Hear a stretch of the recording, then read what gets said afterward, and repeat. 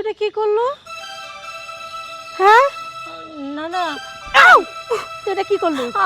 কি করলো তুই এটা? আমার বিশেষ করে আমার সাদের কলসখান ভেঙে ফেলা দিল তুই এরকম করে। আমার সাদের কলসখান তুই এইভাবে ভেঙে দিলু?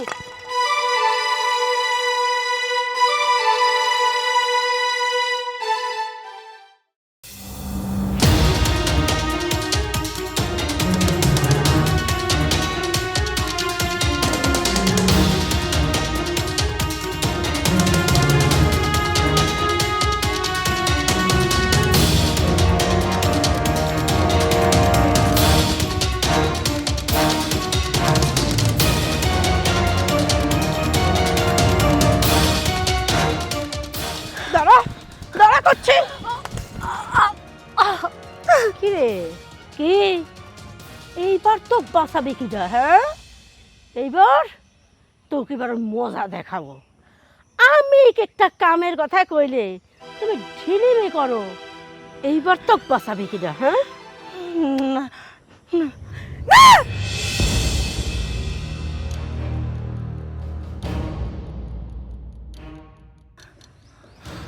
ফুপু, তুমি এটা কি করতেছো?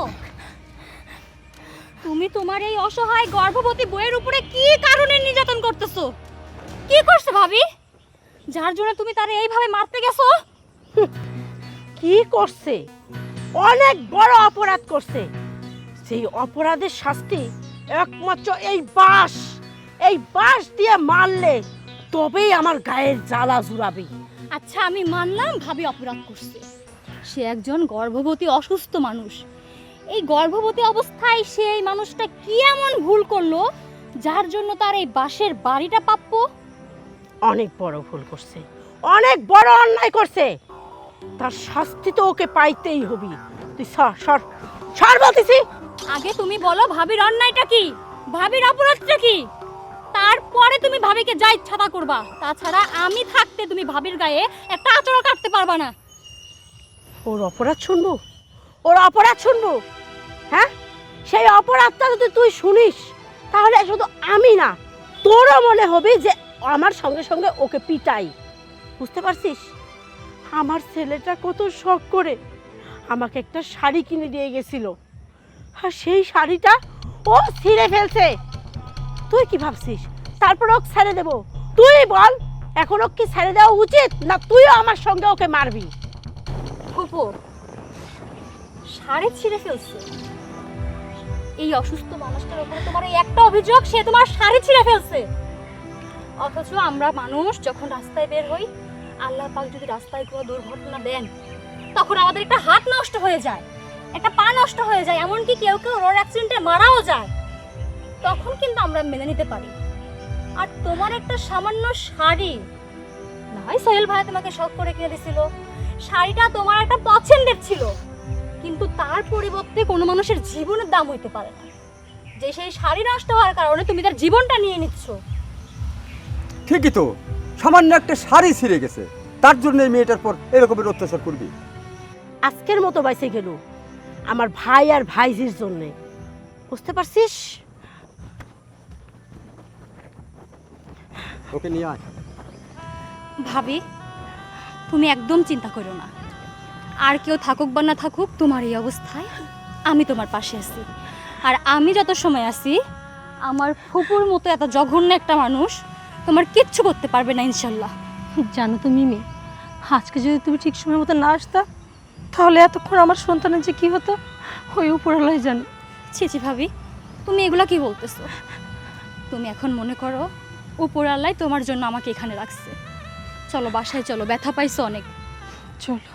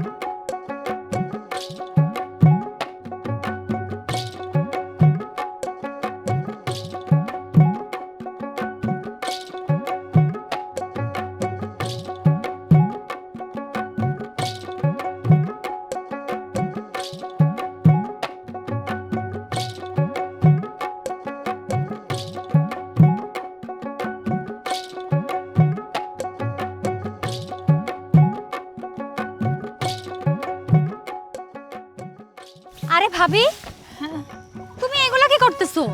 আরে ছাড়ো, খেয়াল করতেছি, জায়গাটা একটু পরিষ্কার করতেছি। ভাবি, তোমার শরীরের এই অবস্থা, এই সময় কি তোমার এই এত ভারী ভারী কাজ করা সাজে? দেখো মিমি, আমি তো এইবারের বউ, আর এই সংসারটা তো আমার। সংসারের বউ হয়ে সংসারের কাজ আমি করবো না তো কে করবে বলো? তাছাড়া আমার তো একটা দায়িত্ব আছে না?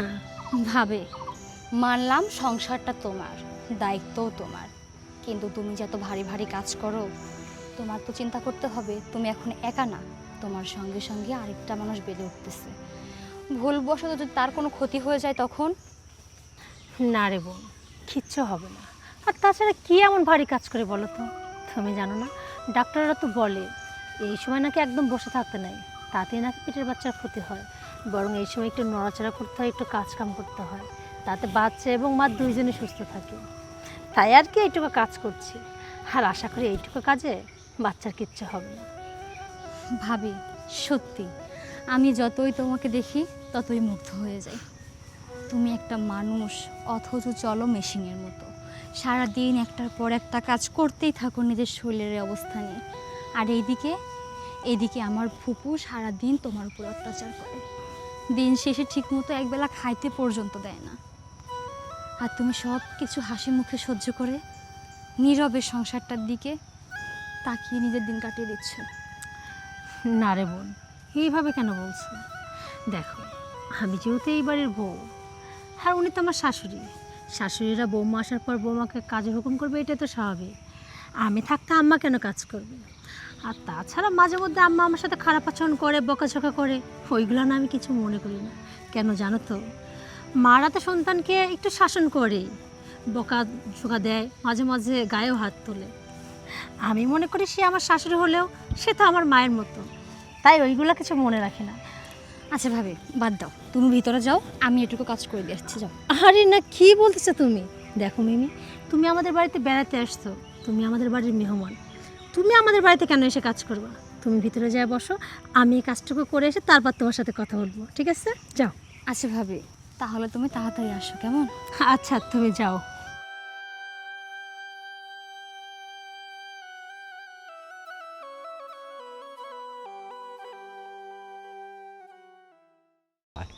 আব্বা, কই নিয়ে আসলা?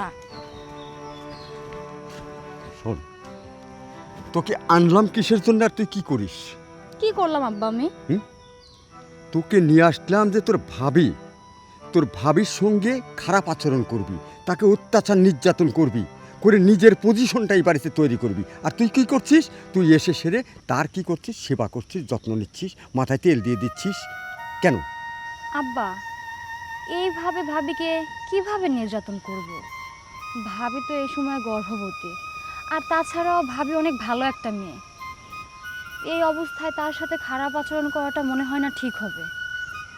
আরে পাগলি, একটা পাগল যে, সেও তার নিজের স্বার্থটা বোঝে, আর তুই তোর স্বার্থ বুঝতে পারতেছিস না।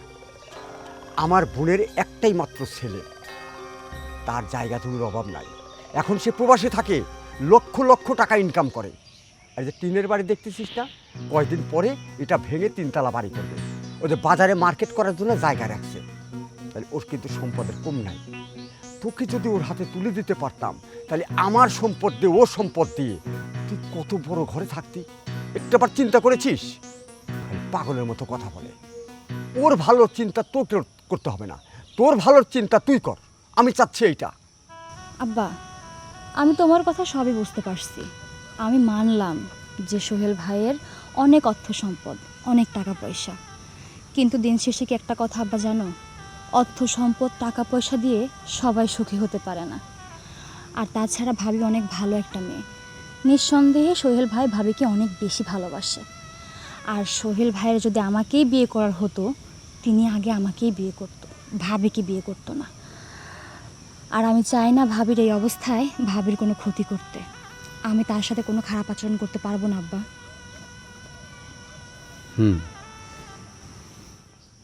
প্রত্যেকটা বাবারই স্বপ্ন থাকে মেয়ে সুখে থাক। আমিও সেটা চেয়েছি যে আমার মেয়েটা সুখে শান্তিতে থাক, কিন্তু তোকে দিয়ে হবে না। আব্বা, আমার এই সুখ শান্তি লাগবে না। আরেকটা মেয়ের জীবন নষ্ট করে নিজের জীবনের সুখ, সেই সুখ আমার প্রয়োজন নেই। তুমি থাকো তোমার সেই সুখ নিয়ে। বুঝতে পারছি তোকে দিয়ে কিছুই হবে না, যা করার আমাকেই করতে হবে। আমার ফাইনাল প্ল্যানটা অনামিকার সাথেই আমাকে করতে হবে। তোকে দায়িত্ব দিয়ে আমি ভুল করেছিলাম। শোন অনামিকা, তুই আমার বোন, তোর এখানে আসতে ইচ্ছা করে ঘন ঘন তোকে দেখার জন্য, কিন্তু জানিস মন টানে না। কে ভাইজান, আমি কি এমন অপরাধ করেছি যে আমার এই জায়গায় আপনার আসতে মন চায় কিন্তু মনে টানে না? ভাইজান, আমি তো আপনার বোন, তাই না? এত দুঃখ কষ্ট আমার পর কিসের জন্য আপনি? তোর পর দুঃখ কষ্ট কিনা জানি না, মনে হয় আমার ভাগ্যটাই এরকম। অনেক আশা ছিল যে একটা মাত্র মেয়েটা যদি আমার ভাগ্নের হাতে তুলে দিতে পারতাম, আমি নিশ্চিন্ত হতে পারতাম। আমার তো অর্থ সম্পদ কম নাই, তুই তো ভালোই জানিস। আমার টাকা পয়সা সয় সম্পত্তি সব কিছু আছে, আর এইগুলো ভোগ করতো কে? তোর ছেলে। ভাইজান, আমার কি কম ইচ্ছা ছিলে কোন আপনার মেয়ের সাথে আমার সোহেলের বিয়ে দেওয়া? কিন্তু এই জায়গায় আমি কি করতে পারি সেই কথা কোন একবার? আমরা দুই ভাই বোন প্ল্যান করলাম, তার মধ্যে আমার সাওয়াল করলে কি সাইড হাইলি দিলি কোন তেন এক ফকিন্নির বাচ্চা ধরিন্নির বাচ্চা টাইনে নিয়ে আইছে। কেন আমি কি করব? আমি তো তাড়াতেও পারতেছি না, আপনার মেয়েকে আনতেও পারতেছি না। আর আমার যেই সাওয়াল, বাবা, বউ বলতে পাগল, বুঝছেন ভাইজান? বউ বলতে পাগল। শুধু কি তাই, আমার মেয়েরও অনেক স্বপ্ন ছিল তোর বাড়িতে বউ হয়ে আসবে, কিন্তু কই হলো না। ওর ভাগ্যেও ওইটা আসলো না, যার কারণে ও এখানে আসতে চায় না। আজকে তো জোর করে আমি ধরে নিয়ে আসছি যে চল আমার সঙ্গে যা বেরিয়ে আসবি, আত্মীয় স্বজন বাড়ি যেতে হয়। কিন্তু এখনও কিন্তু সময় আছে। দেখ, তুই যদি একটু মতটা পরিবর্তন করিস, আমাকে যদি একটু সহযোগিতা করিস, তাহলে কিন্তু আমরা আবার সাকসেসফুল হতে পারবো। সুযোগ? কিসের সুযোগ ভাইজান? এসব আপনি কি কইছেন? এমন আবার কিভাবে সুযোগ থাকে? তাছাড়া আমার সাওয়াল বিয়ে করে ফেলেছে, আবার সোহেল প্রবাসে থাকে, আর তার বউ এখন গর্ভবতী। এখন কি করে সুযোগ আপনি কন? এখন তো কোনো সুযোগই নেই ভাইজান। ওই জন্যই তো আরো বেশি সুযোগ। হ্যাঁ, যেহেতু বউ গর্ভবতী, ঠিক আছে, ওর উপর অত্যাচার নির্যাতন শুরু কর। আর তোর ছেলে তো বাড়িতে নাই, সে তো প্রবাসে থাকে, ওর সামনে অত্যাচার নির্যাতন তো করা কঠিন, ও সহ্য করবে না। কিন্তু এখন যেহেতু তোর ছেলে বাইরে, রাজত্বটা তো তোর হাতে, তুই ওকে ইচ্ছা মতো কাজ করাবি। যেহেতু গর্ভবতী, কাজ করতে কষ্ট হবে, ইচ্ছা মতো নির্যাতন করবি, দেখবি এক সময় এগুলো সহ্য করতে পারবে না, সুর করে বেরিয়ে গেছে। আরে ভাইজান, কি এইসব কন? ওই বককে কম অত্যাচার নির্যাতন করি নাকি? পানে তেল চুন খসলেই দেই মার। ওই মায়ের কাম বাদে নাই, নির্যাতনের মাত্রাটা বাড়া দে, কয়েকটা আইটেমও বাড়া দে তার সাথে, দেখবি সুর করে চলে গেছে। সত্যি কইছেন ভাই? অত্যাচার বাড়া দিলেই চলে যাবি? অবশ্যই। তাহলে আপনার কথা মানেই চলে, দেখি এই বউ চলে যায় কিনা। একবার যদি অত্যাচারের জ্বালায় চলে যায়, তাহলে তো আমারে পথটা ফাঁকা হয়ে যাবে ভাইজান। আমি এই জন্য বলি, আর সব সময় একটা মাথায় রাখবি একটা জিনিস, শোন, এখন তোর হাতে কিন্তু আর একটা সুযোগ আছে, সেটা হচ্ছে বউ হচ্ছে গর্ভবতী। তুই অত্যাচার নির্যাতন করবি, অনেক সময় পা তুলবি পেটের উপর লাথি মারার জন্যে, অনেক সময় লাঠি দিবি খোঁচা মারার জন্যে, যে তোর সন্তানকে নষ্ট করে দেবে। আর একটা মা কোনোদিন সন্তানকে নষ্ট করতে দেয় না। এটাই হবে তোর কাছে মরণাস্ত্র। ভাইজান, এত বুদ্ধি তো আমার মাথায় ছিল না। যাক, আপনি যদি এই বুদ্ধিগুলি কৌশলগুলি না দিতেন, হয়তো কোনো সময় পারতাম না। ভাইজান, চলেন ভিতরে চলেন, দুই ভাই বোন বসে 2 কাপ চা খাই। চা খাবো, কিন্তু আমার কথাটা মাথায় রাখিস এবং কথা মতো কাজ করিস। আরে ভাইজান, মাথায়ও আছে, আপনার কথা মতো কাজও করব। দুই ভাই বোন বিয়াই বিয়াইন হইতে হবে না? তাই তাহলে চলেন বিয়ান, চা খাই আসি। চলেন বিয়াই। ভাইজান পারেনও আপনি। আয়। ভাইজান, আপনার কথা মতোই তো সব কাজগুলা করতেছি, দেখি কতদূর কি হয়। ধৈর্য ধরে আস্তে আস্তে অগ্রসর হ, ইনশাল্লাহ শাহিন হবে। কি ব্যাপার, আপনার শান্তি ওই যে চলে আসে। মামা, এই যে আপনার চা।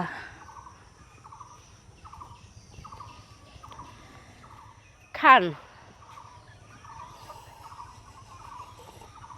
কেমন হয়েছে মামা? ভালো হয়েছে তো? কি হয়েছে ভাইজান?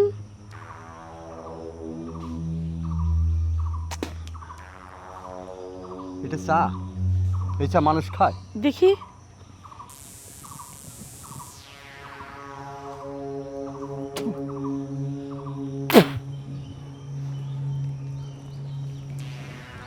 আমা, ভালো হয়নি।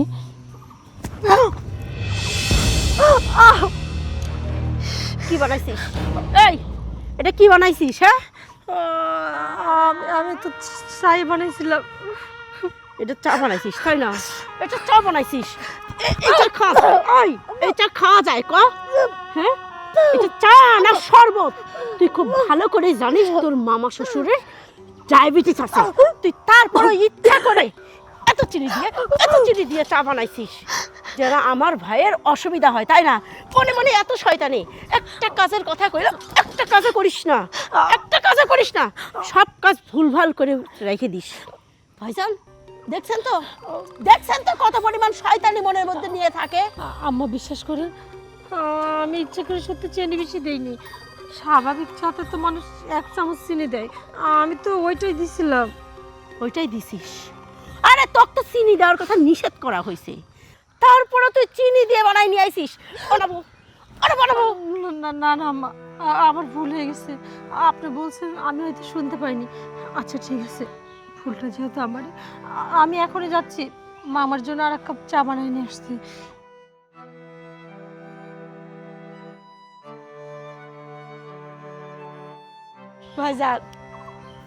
ভাইজান কেমনি দিলাম? ভালোই দিয়েছি। দেখছেন তো, এইরকমই করতে হবে। আর চাটা কিন্তু ঠিকই ছিল, কিউটা তোকে তো আমি ধরিয়ে দিলাম। ভাই এইভাবেই যদি অল্পতেই নির্যাতন করি তাহলে ঠিক চলে যাবে, তাই না? দেখছেন তো আমি কত ভালো নির্যাতন করতে পারি। আমি তো প্রথমে মনে করেছিলাম যে আমার এই চালটা তুই ধরতে পারবি না, দেখলাম যে না, আমার বোন আমার বুদ্ধি ঠিকই ধরে নিয়েছে। ভাই ধরতে তো পারিছি, আর আমি কিন্তু ওকে নিষেধই করিনি সাত চিনি না দিতে।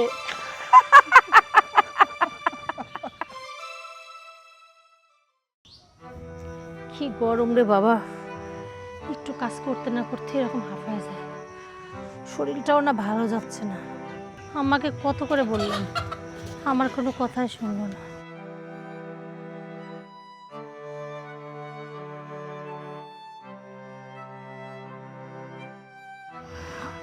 আম্মা আপনি?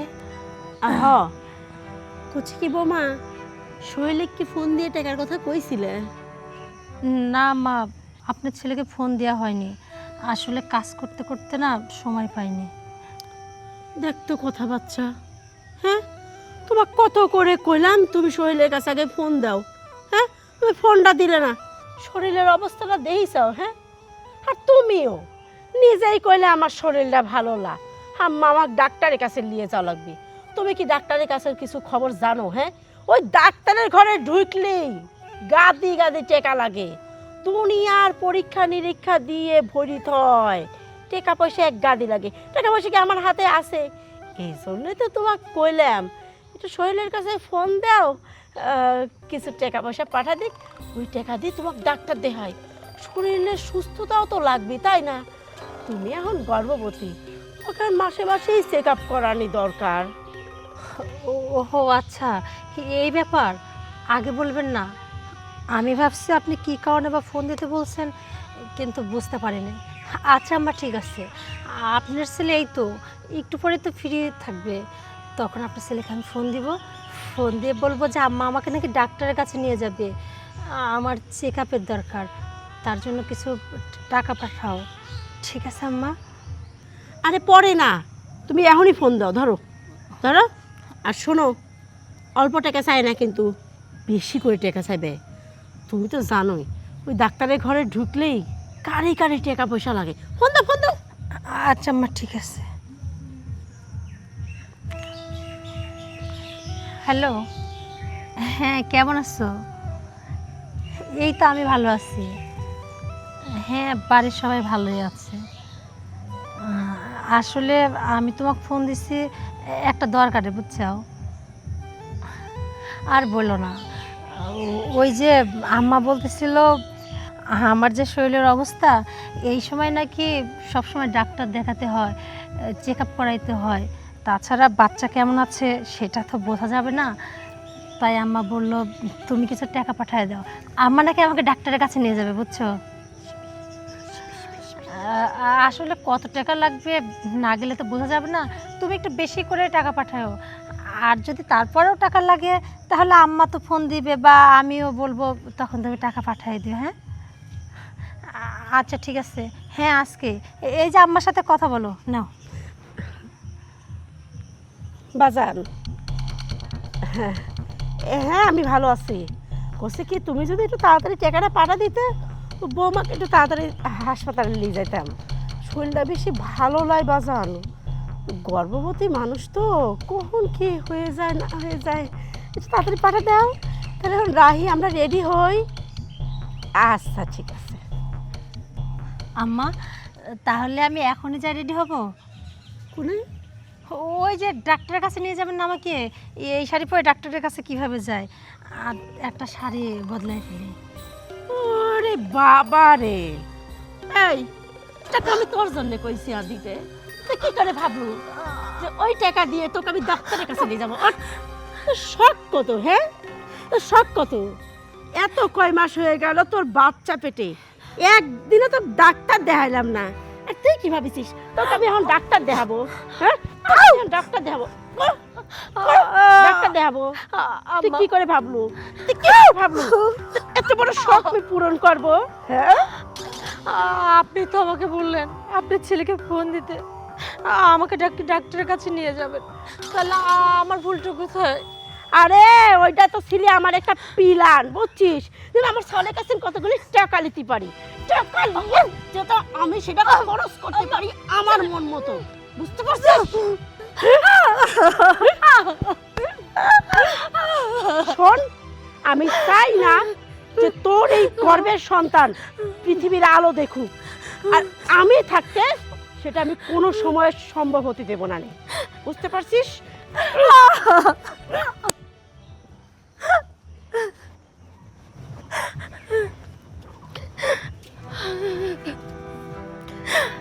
আল্লাহ, আমি জানি না সত্যি আমার এই সন্তানকে পৃথিবীতে আনতে পারবো কিনা, তুমি একমাত্র ভরসা। দেখো না মানুষটা কি সুন্দরভাবে অভিনয় করলো। আমি তার কথা বিশ্বাস করে শৈলকে বললাম টাকা পাঠিয়ে দে, অথচ টাকার কথা বলার পরই সে আমার উপর এরকম নির্যাতন করলো।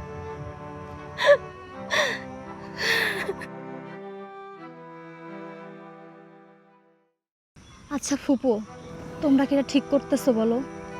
তোমার অসহায় গর্ভবতী বৌমার উপর এরকম নির্যাতন না করলে কি হইতো না? বাবা, যার জন্য করি চুরি সেই কয় চোর। এই যে এত কিছু করতেছে শুধু তোর জন্যে, বুঝছিস? তোর স্বপ্ন পূরণ করার জন্যে।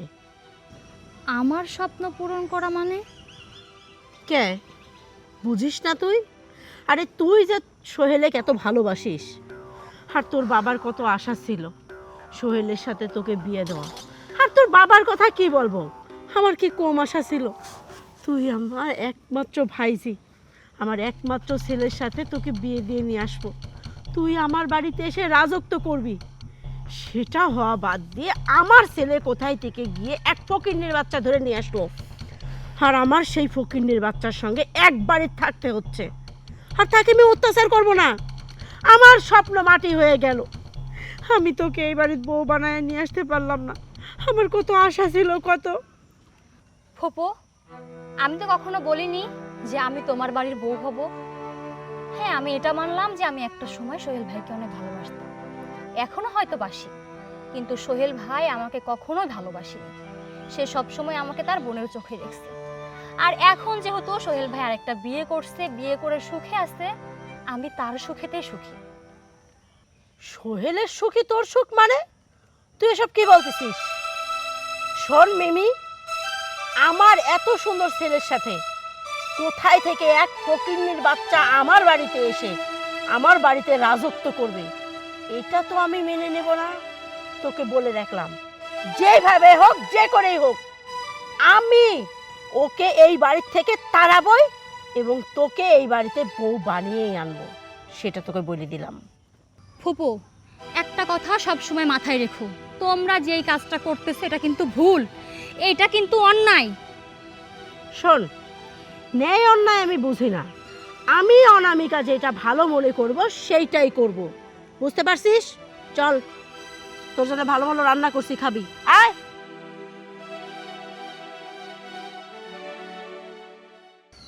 না, এর একটা ব্যবস্থা এবার আমাকেই করতে হবে। এইভাবে যদি দিনের পর দিন যায় তাহলে ওদের অত্যাচারে ভাবির গর্ভের সন্তানটা নষ্ট হয়ে যাবে, আর আমি থাকতে এটা আমি কখনোই হতে দিব না।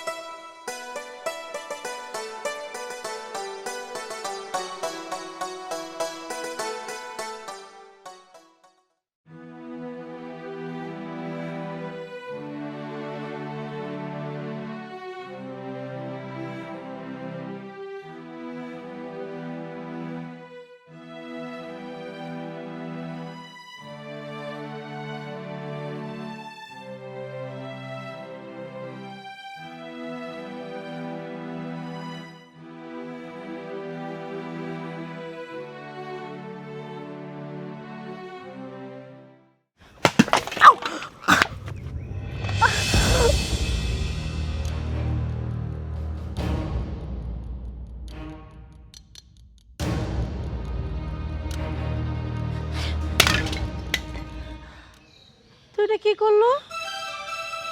হ্যাঁ, না না, তুই এটা কি করলো? কি করলো তুই এটা? আমার বিশেষ হ্যাঁ? করে আমার সাদের কলসটা ভেঙে ফেলা দিল তুই এরকম করে। আমার সাদের কলসটা তুই এইভাবে ভেঙে দিলু? ফকিন্নির বাচ্চা, বাপের বাড়িতে তো কিছু আনার মনে হয়নি। চুপ, একদম চুপ। আমার কথার উপরে একটা কথা কব না কিন্তু। এই, এই, বাপের বাড়িতে তো কিছু আনার মরদ হয়নি।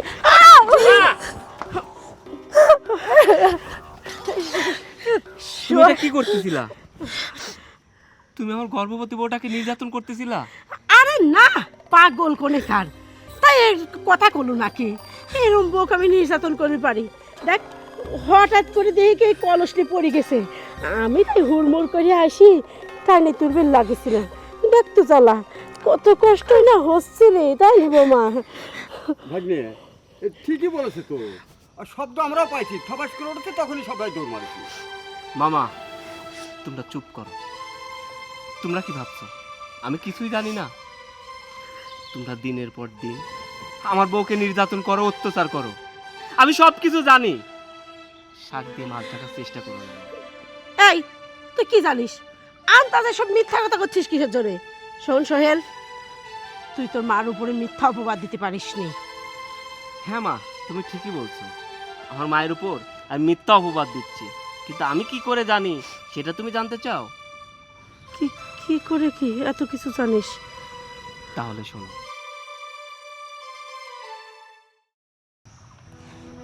এটাই সময়, এই সুযোগে ভাইয়াকে ফোন করে সব কিছু বলে দিতে হবে, তা না হলে ভাবির এই কষ্ট আমি আর চোখে দেখতে পারতেছি না।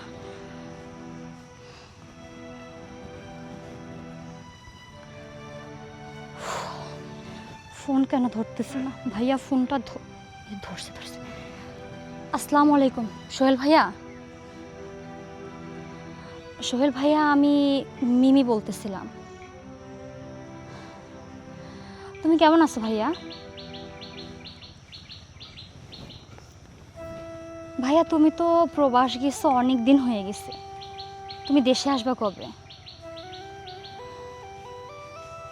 তুমি কি বাসার কোনো খোঁজ খবর রাখো? তোমার বাড়িতে কি হচ্ছে, কে কেমন আছে, ফুপু কেমন আছে, তোমার বউ কেমন আছে?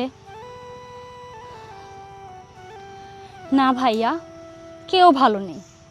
তোমাকে ফুপু যতই বলুক যে ফুপু ভালো আছে, ভাবি ভালো আছে, ফুপু ভালো থাকলেও ভাবি ভালো নেই। ভাবিকে ফুপু ভালো থাকতে দিচ্ছে না। তুমি হয়তো জানো না ভাবির উপরে কতটা জুলুম অত্যাচার করা হচ্ছে। সারাটা দিন ফুপু ভাবির উপরে চিল্লাইতে থাকে, এমনকি ভাবির গায়ে হাত উঠায়। সারাদিন ভাবি ভূতের মতো পরিশ্রম করে কাজ করার পরেও দিন শেষে একবেলা ঠিক মতো খাইতে পর্যন্ত দেয় না। কিন্তু তোমাকে ঠিকই বলে যে ভাবি ভালো আছে। ভাইয়া, ভাবির অবস্থা একদম খারাপ হয়ে গেছে। তুমি যদি বাচ্চাটাকে সহ তোমার বউকে বাঁচাতে চাও, তুমি যত দ্রুত সম্ভব দেশে চলে আসো। আর হ্যাঁ, আমি যে ফোন দিয়ে তোমাকে এই কথাগুলো বলছি, ভুলেও কিন্তু এই কথাগুলো ফুপু বা কাউকে বইলো না। তোমার কাছে আমার এই একটাই অনুরোধ। আচ্ছা ভাইয়া, ঠিক আছে ভাইয়া, রাখি।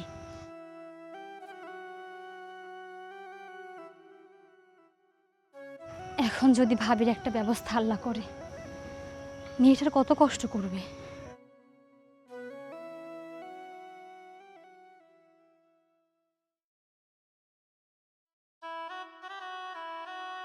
সেদিন মিমি যদি আমাকে সব সত্যটা না বলতো, তাহলে আমি কিছুই জানতে পারতাম না। আমি তো ভাবছিলাম তুমি আমার বউকে অনেক সেবা করো, অনেক যত্ন করো, নিজের মেয়ের মতো করে আগলিয়ে রাখছো। কখনো ছেলের বউ ভাবো না, নিজের মেয়ে ভাবো। কিন্তু আমার ধারণা ছিল ভুল। আমি ভুল ভেবেছিলাম। আমার ভাবনা চিন্তার মধ্যে অনেক কিছু ভুল ছিল। মা, তুমি না আমাকে ফোন করে বললা সোহেল তোর বউকে ডাক্তারের কাছে নিয়ে যাওয়ার জন্য টাকা লাগবে, আমি তোমাকে টাকা পাঠালাম। আদৌ কি তুমি আমার বউকে ডাক্তারের কাছে নিয়েছিলা? আমি জানি তুমি নাওনি, সেটাও মিথ্যা ছিল।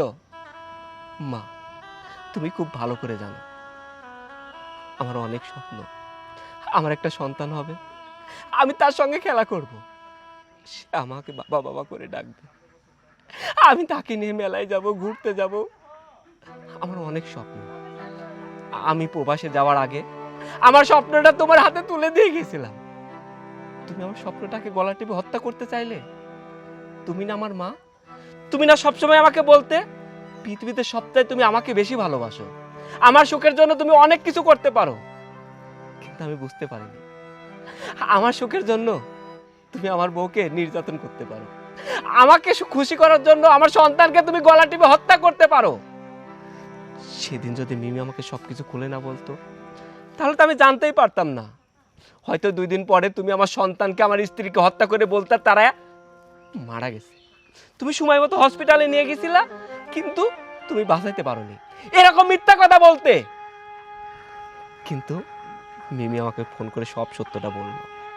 মিমি যখন ফোন করে আমাকে এই কথাগুলো বলছে, তখন আমি আর ওই দেশে স্থির থাকতে পারিনি। আমার মাথাটা ঘুরতেছিল।